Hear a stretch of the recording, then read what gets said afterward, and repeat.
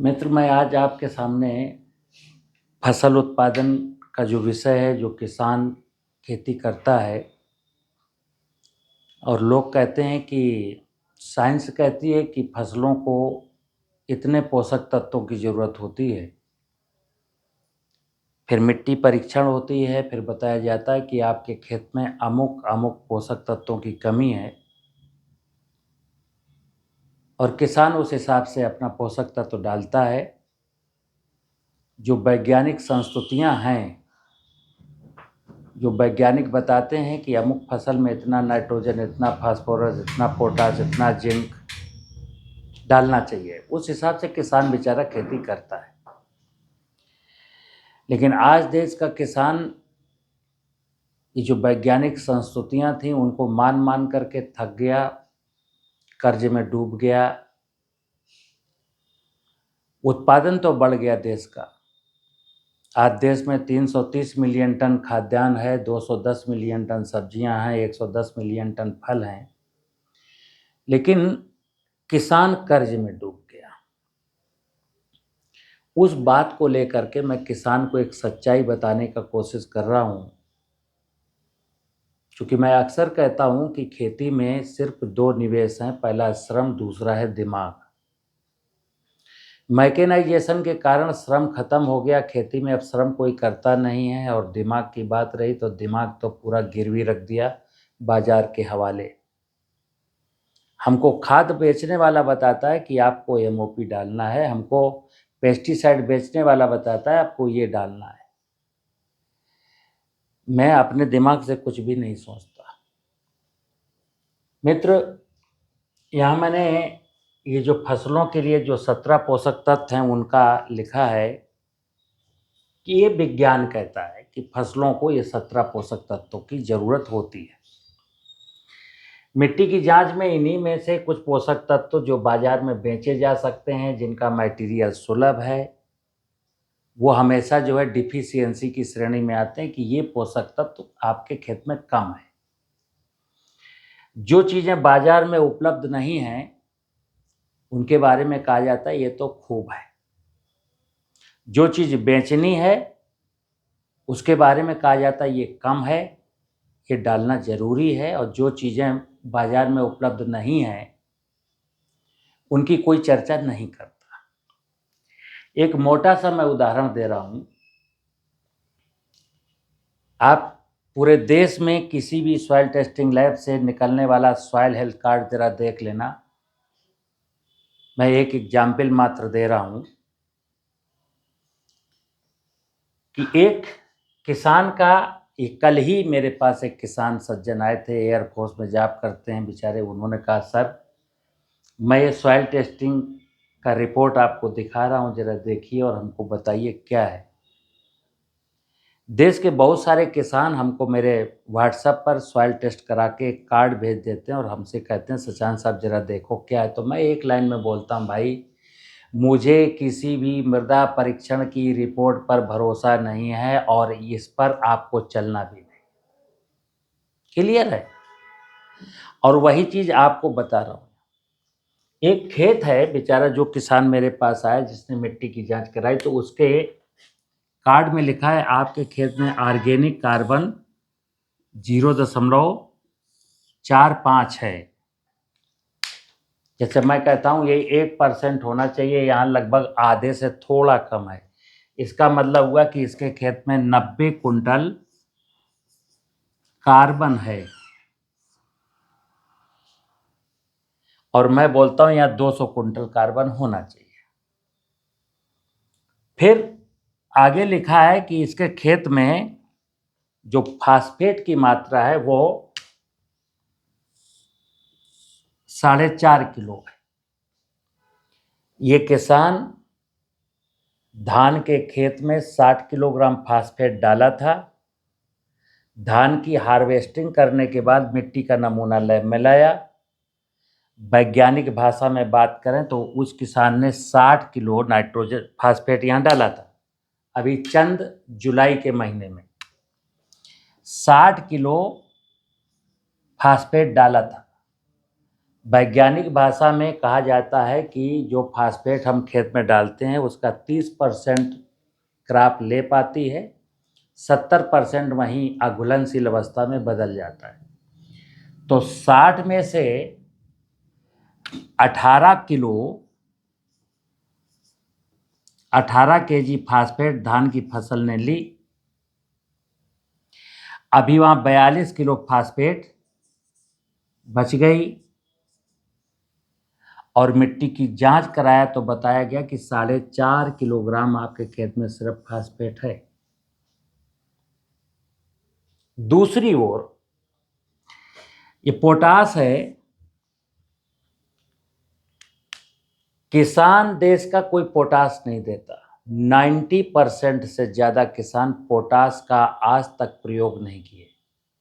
जिस किसान की रिपोर्ट बता रहा हूं उस किसान ने कभी पोटास नहीं डाला और इसके खेत में पोटास 270 किलो है।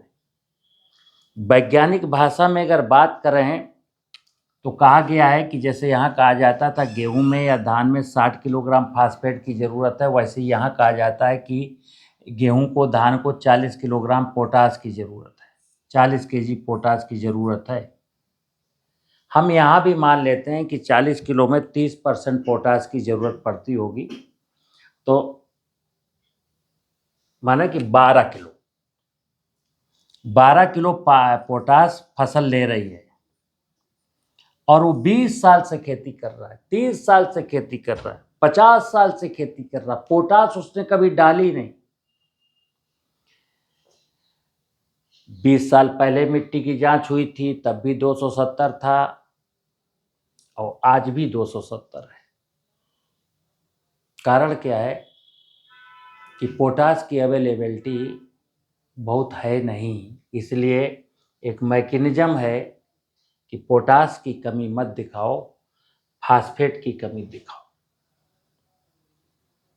मित्र, मैं गांव में पैदा हुआ, गांव की मिट्टी का खाना खाया और आज भी गांव की मिट्टी का ही भोजन खा रहा हूं। किसान के घर में पैदा हुआ तो किसान की पीड़ा का एहसास हमको है, इसलिए मैं बात बता रहा हूं। जो मैं बोल रहा हूं वो कोई बोलेगा ही नहीं। मुद्दा मेरा जो बेसिक जो मेरा मैं जो आपको बताना चाहता हूं वो ये बताना चाहता हूं कि जब ये पोषक तत्वों का विज्ञान ही नहीं था, जैसे ये पोषक तत्वों का विज्ञान तो अभी 70 साल पहले से लागू हुआ हमारे देश में, ग्रीन रिवोल्यूशन के बाद। तब बताया गया नहीं यूरिया डालना जरूरी है, फास्फेट डालना जरूरी है, पोटाश डालना जरूरी है। फिर अभी 10 साल पहले से बोले जिंक डालना जरूरी है। सल्फर, जिस चीज़ का वेंडर मिलता गया, जिस चीज़ की आपूर्ति सुनिश्चित होती चली गई, वो चीज़ मैंने कहा ये डालना जरूरी ताकि मार्केटिंग हो सके। किसान का दर्द कोई समझना नहीं चाहता, ना कोई जमीन का दर्द समझना चाहता, ना आने वाली पीढ़ियों की चिंता है किसी को। सबको अपनी अपनी पड़ी है। मेरा मतलब है कि जरा समझिए किसानों को जो मैं कहना चाहता हूँ। किसी भी, जब मैंने कहा कोई दुनिया में यूनिवर्सिटी नहीं थी एग्रीकल्चर की, कोई एग्रीकल्चर का साइंस नहीं था, तब भी खेती हो रही थी और बहुत अच्छी खेती हो रही थी। हमारी इस बात पर लोग कहते हैं नहीं, 1950 के दशक में देश के लोग भूखों मरते थे।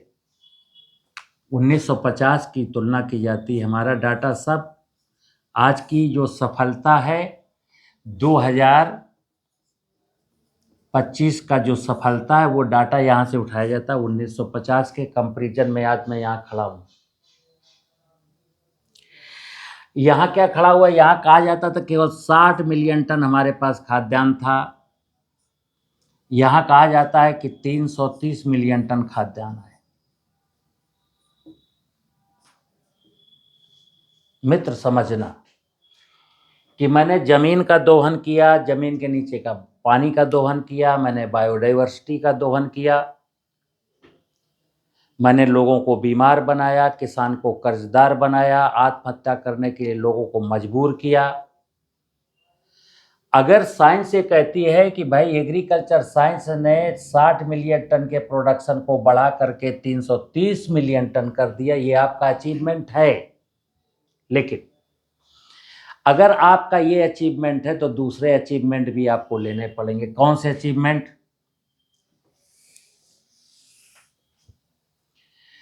देश की जमीनों में 17वीं शताब्दी ने, हम 17वीं शताब्दी में भी नहीं जाएंगे, 1950 की बात कर रहे हैं तो 1950 से ही कंपैरिजन कर देता हूं। 1950 में देश में जो मिट्टियां थी, मेरी कृषि योग्य जमीनें थी, उनमें ऑर्गेनिक कार्बन 0.6% था, जो आज 0.3% हो गया। तो इसका भी श्रेय लेगा क्या साइंस? सस्य श्यामला धरती माँ को बंजर बना दिया और ये कह रहे हैं कि 330 मिलियन टन खाद्यान्न पैदा कर दिया। ये खाद्यान्न 330 मिलियन टन पैदा किया जा सकता था अगर मार्केटिंग ना होती तो, अगर अपने निजी स्वार्थ ना होते तो। 1950 में हमारे देश की जमीनों में जो वाटर लेवल था वो 30 से 50 फुट पर था। ओवरऑल हिंदुस्तान में कहीं भी कुआं खोदो 30 से 50 फुट पर पानी मिलता था। आज पानी आपका 200 से 700 फुट पर पहुंच गया। फॉरेस्ट एरिया, लिप फॉरेस्ट, ये हमारा 27% था, इसको आप कर दो। आज ये जो फॉरेस्ट है हमारा, आज ये 6.7% है। लोग बीमार नहीं होते थे, आज आधी आबादी अस्पताल की या डॉक्टर की शरण में है। मित्र, एक अचीवमेंट केवल मैंने पाया, क्या? कि खाद्यान्न का उत्पादन 330 मिलियन टन बढ़ा के कर दिया, जमीन को लूट लिया, पानी को लूट लिया, जंगल को लूट लिया, बायोडाइवर्सिटी को नष्ट कर दिया। अगली चीज,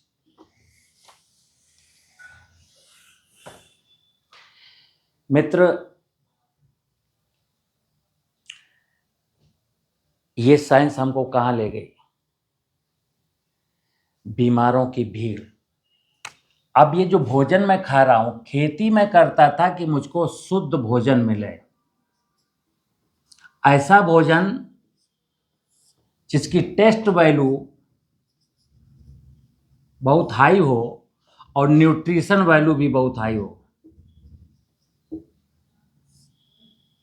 अब टेस्ट और न्यूट्रिशन कहाँ से आएगा भोजन में? चाहे गेहूं हो, चावल हो, फल हो, सब्जियां हो, दालें हो।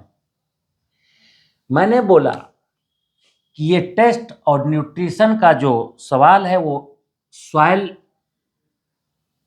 में उपलब्ध ह्यूमस पर डिपेंड करता है। एक शब्द है, आज के 60 साल 50 साल पहले जब सॉइल साइंस में हम पढ़ते थे तो हमको ह्यूमस पढ़ाया जाता था। अब चूंकि ह्यूमस कहीं बचा नहीं, ह्यूमस एक वो पदार्थ है जिसमें कार्बनिक पदार्थ भी होता है, कार्बनिक पदार्थ कुछ कार्बन भी बन चुका होता है, यहाँ लिविंग माइक्रोब्स भी होते हैं और लिविंग माइक्रोब्स की डेड सेल भी होती है, उसका नाम है ह्यूमस। इस नाम को बदल करके कह दिया गया जीवांश कार्बन।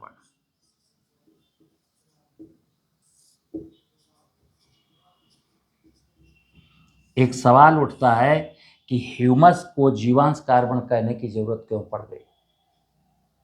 क्योंकि हमने पेस्टिसाइड डलवा करके, ये जो कीटनाशक और फफूंदनाशक हैं, बिजनेस इंडस्ट्री जिंदाबाद, ये जब बहुत क्वांटिटी में अधिक मात्रा में डाले गए तो यहाँ के जीवाणु मर गए। जो जमीन में लाभदायक जीवाणु होते थे, इनकी संख्या करीब करीब 8 लाख है। 8 लाख स्पीसीज के जीवाणु पाए जाते हैं। जब कीटनाशक भयंकर मात्रा में डाला गया तो एक खत्म हो गए। तो अब सबको पता है कि जीवाणु खत्म हो गए, तो यह आ गया जीवांश कार्बन, ह्यूमस की बजाय जीवांश कार्बन। अगला चीज, मिट्टी की जब जांच करते हैं तो लिखा जाता है जीवांश कार्बन। मित्र, दुनिया की किसी भी लैब में, मैं दावे के साथ, दुनिया की किसी भी लैब में जीवांश की तो जांच ही नहीं होती, केवल कार्बन की जांच होती है और आप लिख देते हैं जीवांश कार्बन। जब हम जीवांश की जांच ही नहीं करते तो जीवांश यहां से मिटाओ ना, केवल कहो ना कार्बन इतना है, और ये मैं प्रूव कर रहा हूं अभी। वैज्ञानिकों से पूछो, टेक्स्ट बुक में लिखा है, बहुत सारे रिसर्च पेपर हैं कि जमीन में जो CN रेशियो है वो 10:1 होना चाहिए। अब पूछो कितना है, तो इसको कहा जाता है 30:1। अब ये भी एक विचित्र स्थिति है कि पहले कार्बन 10 था तो वहां न्यूट्रिशन 1 था। अब कहते हैं कि CN रेशियो बिगड़ रहा है, तो क्या किया, कहा कार्बन 30 है और न्यूट्रिशन 1 है, तो क्या फर्क पड़ता है, यहां भी 1 था यहां भी 1 है, खराबी क्या हुई। एग्जैक्टली क्या है कि इनको कहना चाहिए अब CN रेशियो 10:0.3 है। क्योंकि ये फिगर लिखी जाएगी तो दुनिया देख लेगी, सवाल करेगी, बाप रे बाप ये न्यूट्रिशन गया कहाँ। तो उन्होंने क्या किया कि 30:1, चीज एक ही है मित्र, इसको मैं 30:1 लिखूं या 10:3 लिखूं, चीज एक ही है, लेकिन एग्जैक्ट ये है कि लिखना ये चाहिए, लेकिन उन्होंने क्या लिखा, ये लिखा। क्यों लिखा, क्योंकि आप दुनिया सवाल पूछे कि ये क्या कर दिया आपने, तो हम कहेंगे नहीं कार्बन तो बढ़ ही रहा है ना, देखिए ना कार्बन तो बढ़ ही रहा है। चलिए किसान भाइयों, आपसे निवेदन, सिर्फ मैं रोज एक बात करता हूँ, हालांकि मेरे बहुत दुश्मन भी तैयार हो गए हैं, कि मेरा एक ही निवेदन है, अपने बच्चों के उज्जवल भविष्य के लिए आप जो मैं बता रहा हूँ सत्य को जानिए। सत्य क्या है कि फसलों का प्राथमिक जो जितने भी पोषण है वो भूमि से मिलते हैं। प्रारंभ के समय में ये सॉइल, मेरे सॉइल में ही सारे जितने भी न्यूट्रिशन है कहाँ है, सब जमीन में है। लेकिन जब कंटिन्यू फार्मिंग शुरू होती है तो फिर बायोमास, जो फसल का अवशेष गिरता है वो कार्बन बनता है, फिर कार्बन से भी प्रतिपूर्ति होती है। प्रारंभ के समय में पोषक तत्वों की पूर्ति जमीन से होती थी। जब करोड़ों लाखों साल तक खेती अनवरत चलती रही तो जमीन कब तक देती, तो जमीन ने जो दिया था वही खेतों में पलट गया, तो उसी से रिसाइकिल होने लगा। अब क्या हुआ मित्र,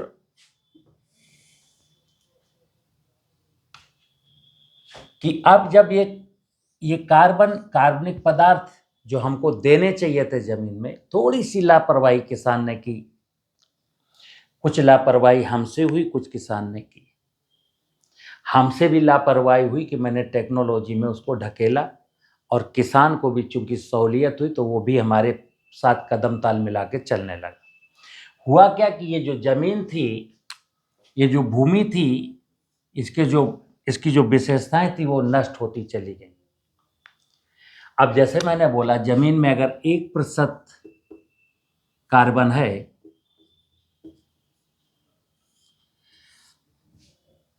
1% अगर कार्बन है और उसमें लाभदायक जीवाणु हैं, सुनना, 1% कार्बन है, लाभदायक जीवाणु हैं, तो आपको रासायनिक उर्वरकों की जरूरत लेस मात्र भी नहीं होगी।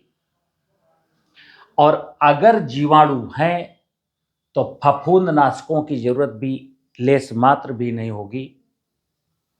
और अगर ऑर्गेनिक कार्बन का रेशियो 1% है तो मिनिमम से मिनिमम, ये मान लीजिए कीटनाशकों का, जो कीटों का अटैक है वो भी 50% तो डाउन हो ही जाना है। क्योंकि आज जब किसी भी फसल में नाइट्रोजन की मात्रा बहुत ज़्यादा होती है तभी इंसेक्ट ज़्यादा हावी होता है। निवेदन सिर्फ इतना है कि अगर 1% कार्बन होगा तो हम जो खाएंगे, कुछ भी खाएंगे, फल खाएं, अनाज खाएं, सब्जी खाएं, उसमें 100% पौष्टिकता है, 100% पौष्टिकता है। मेरे शरीर में कोई बीमारी नहीं लगेगी। एक्सीडेंट हो जाएगा, छत से गिर जाएंगे, वो बात अलग है। लेकिन अगर मेरा भोजन पौष्टिक है 100%, तो फिर हम बीमार नहीं होने वाले। लेकिन आज चूंकि हमारे जमीन में कार्बन की मात्रा 0.3% है, तो यानी मान लीजिए कि जो भोजन में जो पौष्टिकता होनी चाहिए 100%, वो 70% माइनस हो गई और भोजन की पौष्टिकता बची 30%। आप कभी अध्ययन करना पूरा मेडिकल साइंस का और एग्रीकल्चर साइंस का, तो क्या पाते हो कि फसलों को किसी भी पोषक तत्व की जरूरत नहीं है। अगर ये बात किसान को बता दी जाए, बाजार में कोई भी फर्टिलाइजर बिकेगा ही नहीं, किसान की जेब का पैसा नहीं जाएगा, भोजन अच्छा होगा।